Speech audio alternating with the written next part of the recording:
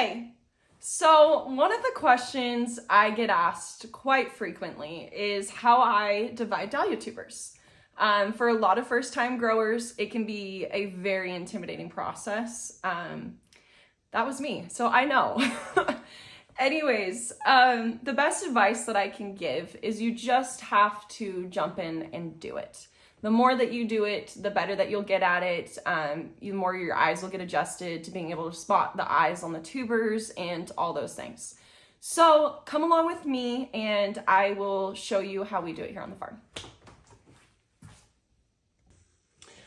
Okay, so this is what your clump should look like once you dig them up. These guys have been sitting out the ground washed for a few days, so they're starting to shrivel up a little bit, so we need to get dividing them and get them off into storage.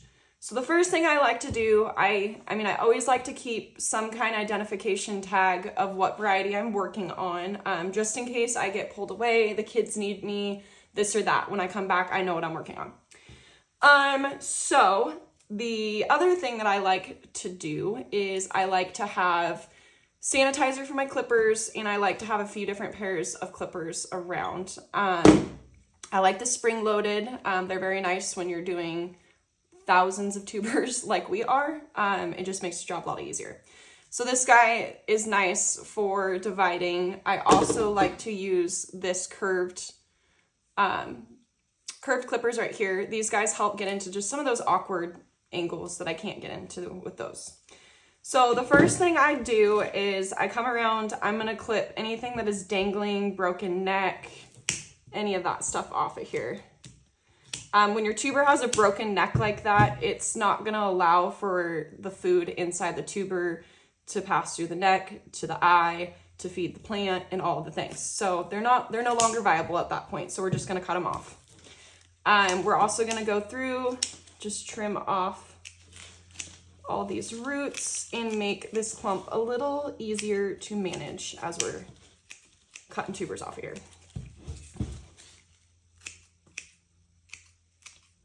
You don't have to do this. I like to do it. It makes it easier, makes them nicer for storing, and I resell my tubers, so.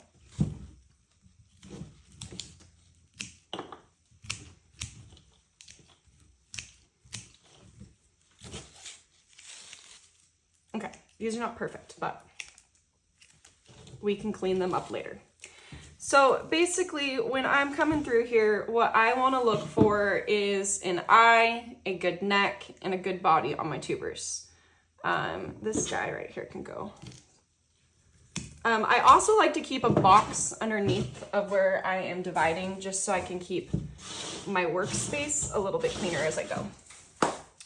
Okay, so we are looking for, like I said, an eye, which I'll show you here. There is an eye right here bulging out, and then we got our neck and then our body. So this is a good tuber, and we will start there. Just want to try to dig in here and get behind those eyes so we're not damaging them or cutting them off, which that looks pretty good right there. So as I'm going, I'm just going to keep moving around in circles. Sometimes you can divide the clumps in half like that, and it makes it a little bit easier to manage too. Like I said, there's no real right way to divide. It's just whatever is easiest as you're doing it. All clumps are different.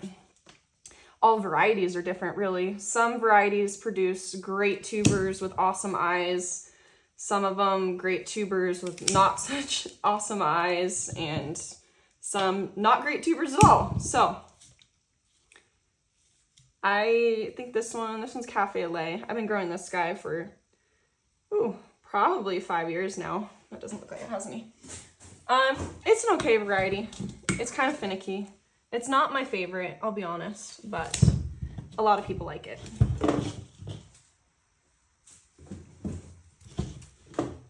So like I said, I just keep going around. I think this is our mother tuber. I can tell because the skin is a little bit different on it.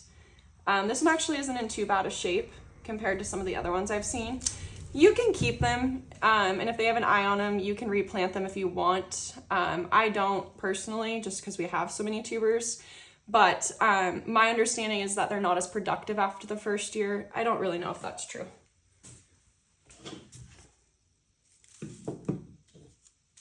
And we're just gonna keep on hacking away here.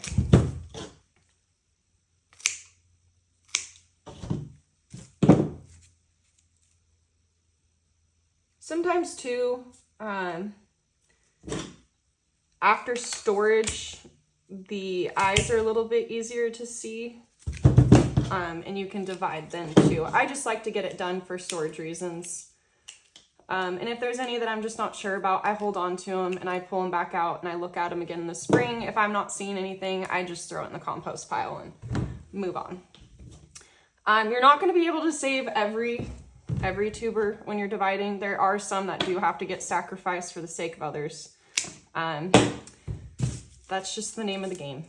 But yeah, so basically that is what I do, is I just go around and get off all the ones with a good eye, a good neck, and a good body. Anything else gets composted away and we move on to the next one.